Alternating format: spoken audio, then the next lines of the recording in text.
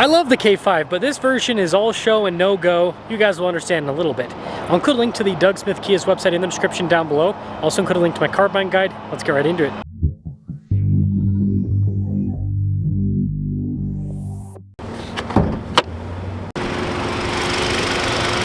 Powering this is a 2.5 liter 4-cylinder that goes through an 8-speed automatic.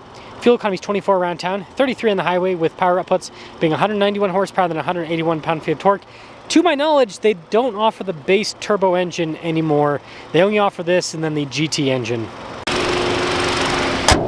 I'm trying to hit 500,000 subscribers before the end of the year. I'd really appreciate it if you'd help out with that. Now this wolf gray coloration is really sharp looking, got a little bit of metallic flake. Also love the amber coloration with the daytime running lights. You got fog lights with this as well. And then you notice lots of blacked out trim. Looks like you have a bunch of different holes for different license plate placements, but it also kind of looks like it's riddled with bullet holes almost. But anywho, the front end, sharp looking.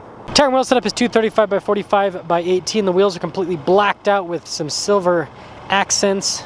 Blacked out mirror caps, and then you've got more silver accenting at the top of the windows. And when you look at the side profile, it's pretty sleek looking, especially with this gray.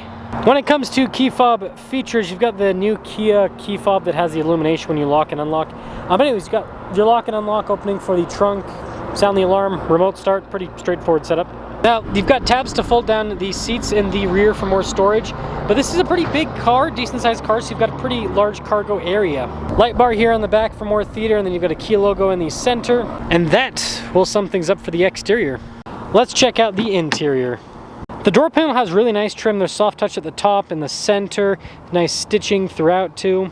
And the seats continue that theme of being pretty fancy with all of the trim. Legroom in the back's really solid. We have a little storage pocket there. USB ports in the back too, and headroom back here, it's not massive, but it's good. Keyless entry for up front, and let's check it out. Blind spot monitoring with the mirrors. You got more soft touch all over the front door panel, and the little trim piece there has kind of a cool design with the lines. More nice trim on the seat, perforated all down the center section. You've got your power adjustments on the side for the driver, lumbar support too. The passenger seat's manual with the adjustments. And start it up. Soft touch all around the steering wheel, Kia logo front center, GT-Line logo there at the bottom. On the right hand side, you've got practical controls for the adaptive cruise control with your lane centering, volume and voice command controls over on the left hand side, and then just traditional stocks there on the back. Digital gauge cluster in the center, and you've got the different drive modes you can go through. It doesn't change the cluster itself. It obviously changes how the car performs, but nothing crazy there. And then you can also change the information that's displayed in the center too. Just a backup camera in reverse. Resolution's pretty darn good. And then as for the infotainment system, quick response time with the screen. Everything is nicely labeled, as you can see, so it's all user-friendly. Dual zone climate controls, and yes, this still has the multifunction setup where it switches between radio and climate controls, depending on what you have selected. USB ports with a 12 volts. We also have a phone charging pad in this area. Shifter there for the 8-speed, some cup holders right next to it. We've got our auto hold and parking brake, parking sensors, and that's for the camera shortcut. Drive mode select. We also have our controls for the heated seats and heated steering wheel. Nice trim on the center console. Good storage inside. It's also the storage up front. More of that cool trim with the lines on the dash, by the way. 2026 GT-Line, $32,240. Let's see how this performs. K5. I still think it's interesting they got rid of the turbo, because I don't know, I think this is a car that just makes, especially the all-wheel drive version, because you're going to have some power loss with the all-wheel drive system. And we'll see how quick this feels with the 4-cylinder NA. But I don't know, the 1.6 turbo is kind of a cool powertrain when it comes to power. But maybe they'll bring it back with a hybrid version. That'd be interesting. You know, Honda's got that new Civic hybrid, so maybe, yeah, maybe Kia will do that for the K5 here. Yeah, I mean, this is not bad, but it could definitely use a little bit more pep in its step.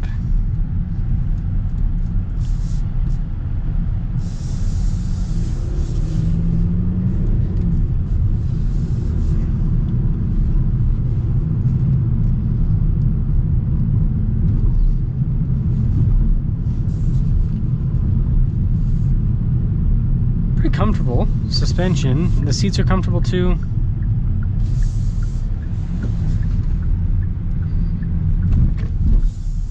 bad. Yeah, I think if in front-wheel drive this engine is fine, but with the parasitic loss of all-wheel drive, it does feel a little bit slow. I mean, let's give it a chance in sport mode. Now it's not slow for the segment, right? Everything in the segment's kind of slow, but you know, Kia's usually been a little bit quicker. That's pretty good, actually. It's smooth. I prefer this to a CVT, so that's a plus. Huh.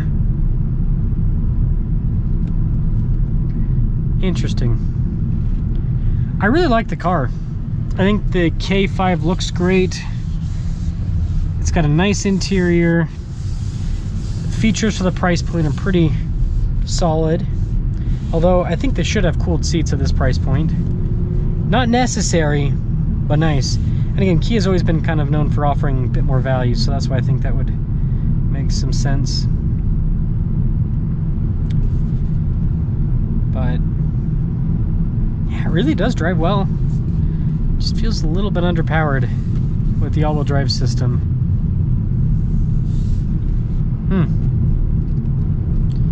Not the end of the world by any means.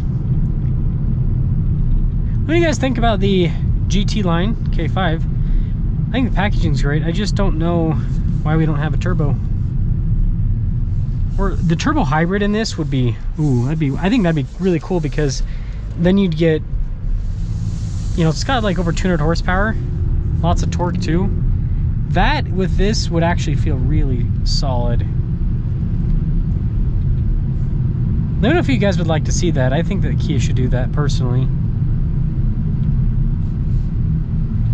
But yeah, let me know if you would like this more than the Civic.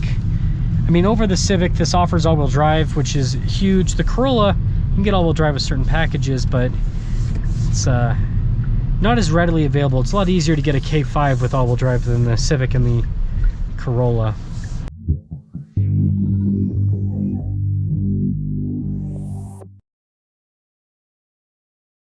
Setting off in the Sportage Hybrid RAP RAV4? Well, let's find out. So first off, definitely not RAP RAV4 when it comes to fuel economy. And, well, that is the downside when you focus on power with a hybrid. Now, I'm not saying it's the only focus with this, but it's something that Honda's done too. You can tell where they're like, you know what, I don't think we can really beat Toyota on fuel economy, so we'll have more power. And I don't think that they realize that hybrid buyers don't really care about power. Care more about fuel economy and then reliability.